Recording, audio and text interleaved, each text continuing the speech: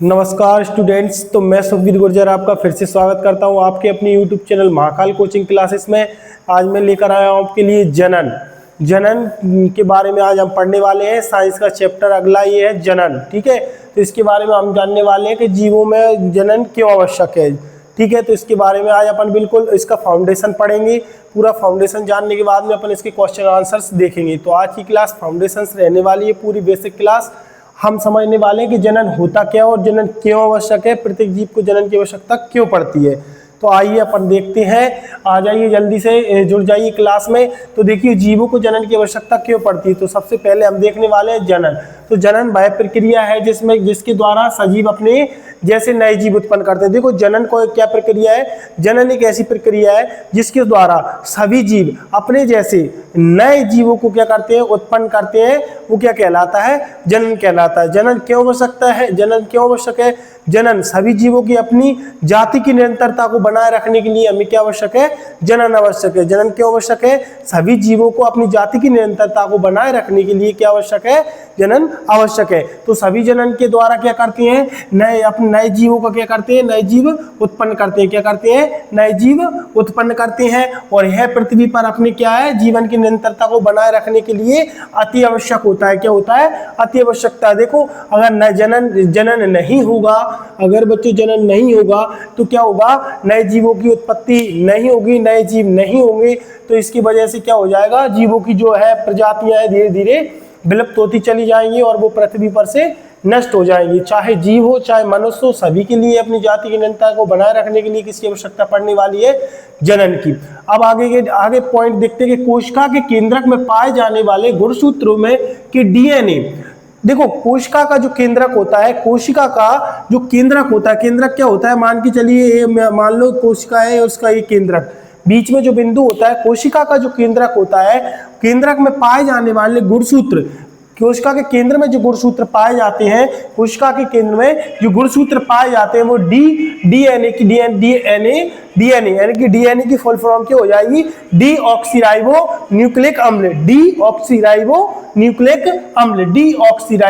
Nucleic अम्ल। तो ये बहुत अच्छे से लर्न कर लेना बेटा, डीऑक्सीराइबो न्यूक्लिक अम्ल। डीएनए की फुल फॉर्म क्या होती है बच्चा, डीऑक्सीराइबो न्यूक्लिक अम्ल। क्या, डीऑक्सीराइबो न्यूक्लिक अम्ल।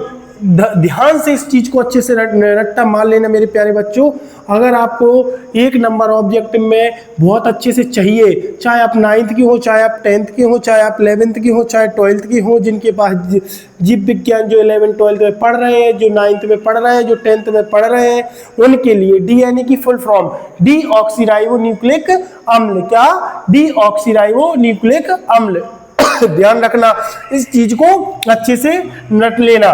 फिर में अनुवांशिक गुण पाए जाते हैं, अनुवांशिक गुण पाए जाते हैं। क्या पाए जाते हैं, अनुवांशिक गुण पाए जाते हैं। क्या पाए जाते हैं बेटा, अनुवांशिक गुण पाए जाते हैं। अच्छा चलिए सर आगे देखते हैं क्या है कि डीएनए, ये डीएनए प्रतिकृति यानी प्रकृति बनाता है तथा नई कोशिकाएं बनाता है। इससे कोशिकाओं में विभिन्नता उत्पन्न होती है। क्या करता है, ये डीएनए प्रकृति को बनाता है और इसमें क्या करता है, नई कोशिकाओं को बनाता है। ये क्या करता है, नई कोशिकाएं उत्पन्न करता है। क्या करता है बेटा, नई कोशिकाएं उत्पन्न करता है। जिससे क्या होता है, नई कोशिकाएं उत्पन्न करता है। इससे कोशिकाओं में जो विभिन्नता आती है, क्या आती है, कोशिकाओं के अंदर जो विभिन्नता आती है वो किसके जरिए से आती है, डीएनए नई कोशिकाओं में नई कोशिकाएं बनाता है, जिससे कोशिकाओं के अंदर विभिन्नता आती है। ये नई कोशिकाएं एक समान परंतु समरूप नहीं होती है। ये क्या होती है, एक समान होती है लेकिन समरूप नहीं होती है। समरूप तो आप जानते ही होंगे,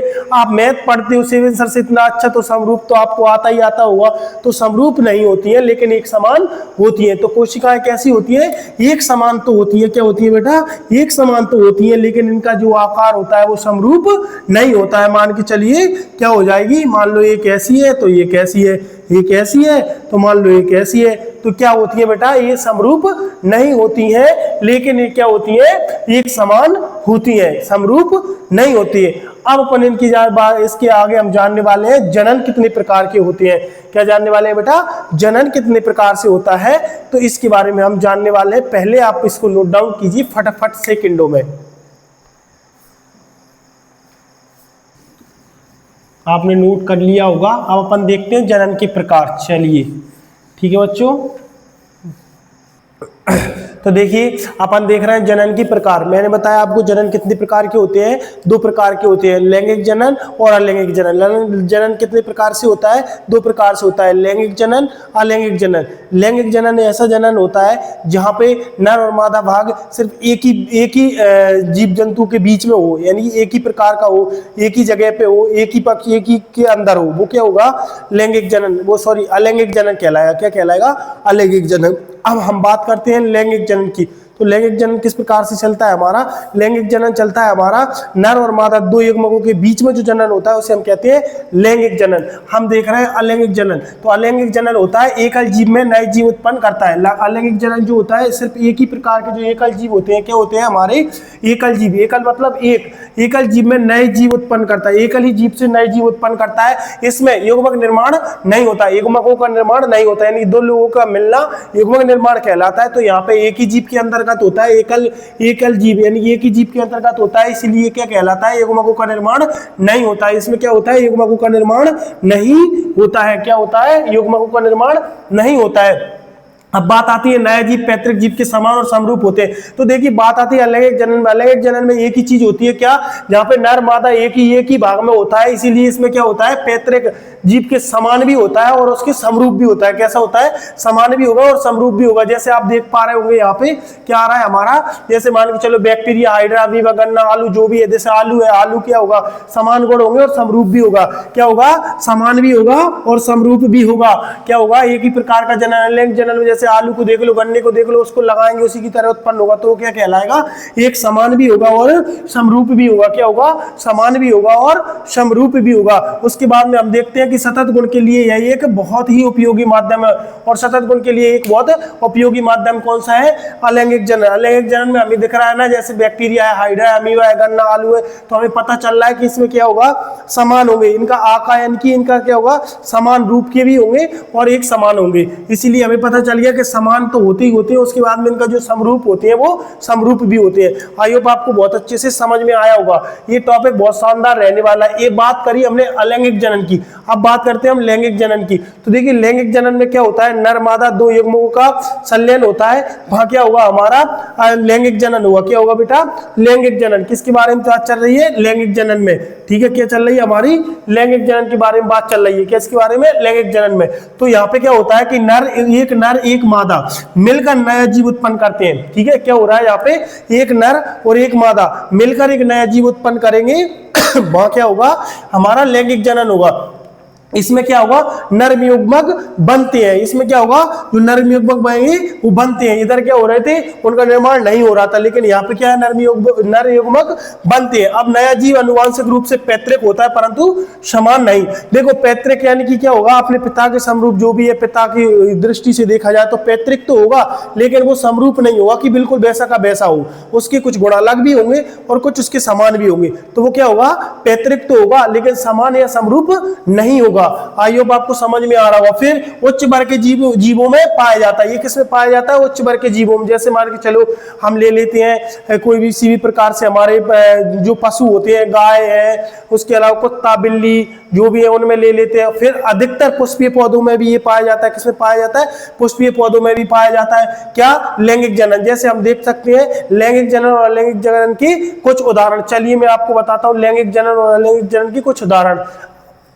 उदाहरण में हम क्या देख रहे हैं भाई, देख लो ध्यान से कम 5 से 7 नंबर तुम्हारे बनने वाले बोर्ड एग्जाम में। 5 से 7 नंबर इस चैप्टर से। सबसे बेस्ट और सबसे लॉन्ग चैप्टर है तुम्हारा लैंगिक जनन, यानी जनन किसे कहते हैं। तो यहाँ पे हमको बहुत सारे क्वेश्चन मिलेंगे, पहले इसको बेसिकली पढ़िए। अब हम इसकी उदाहरण देख लेते हैं। जैसे बैक्टीरिया, किसी भी प्रकार के बैक्टीरिया है तो बैक्टीरिया हम इसमें ले लेंगे, क्या ले लेंगे, बैक्टीरिया ले लेंगे, हाइड्रा ले लेंगे, अमीबा ले लेंगे, गन्ना है, आलू है। जैसे ये मैं तुम्हें चित्र बना के दिखा दिया, ये क्या है भाई, ये हाइड्रा होता है। क्या होता है, हाइड्रा। अब इधर देख लेते हैं हम लैंगिक जनन में। लैंगिक जनन में ये काय का फूल लग रहा है, ये गुड़हल का फूल है। आइयो बहुत अच्छे से नहीं बना होगा, लेकिन मैं इसकी इस चीज के ऊपर एक अलग से ही टॉपिक बनाऊंगा। इसमें मैं तुम्हें बताऊंगा इसकी भाग। और ये क्वेश्चन भाई वो तो 5-6 साल से कंटिन्यू आता रहता है। ये बहुत मोस्ट रहने वाला है, आपको इतना याद रखना। तो इसके भाग होते हैं जैसे दलपुंज, भादलपुंज, पंखुड़ियां, पुंकेसर, वर्तिका, वर्तिकाग्र, इनके अंडाशय, तो इनके बारे में हम जानेंगे नेक्स्ट क्लास में। आज की क्लास आप अपने को ये फाउंडेशन था, इसका बेसिक तो पढ़ाना था, इसकी कुछ चीजें और रह गई, अपन उनको भी नेक्स्ट क्लास में कंप्लीट कर लेंगे। तो अगर आपको हमारी वीडियो थोड़ी सी भी अच्छी लगती है और थोड़ी सी आपके एग्जाम की दृष्टि से थोड़ी सी भी महत्वपूर्ण लगती है तो वीडियो को पूरा देखें, चैनल को सब्सक्राइब करें, अपने फ्रेंड्स को शेयर करें और हमें थोड़ा सपोर्ट करें बच्चों, यही हमारा आपसे कहना है। तो वीडियो अच्छी हो तो लाइक, कमेंट, शेयर करें। जय हिंद, मिलते हैं अगली क्लास में।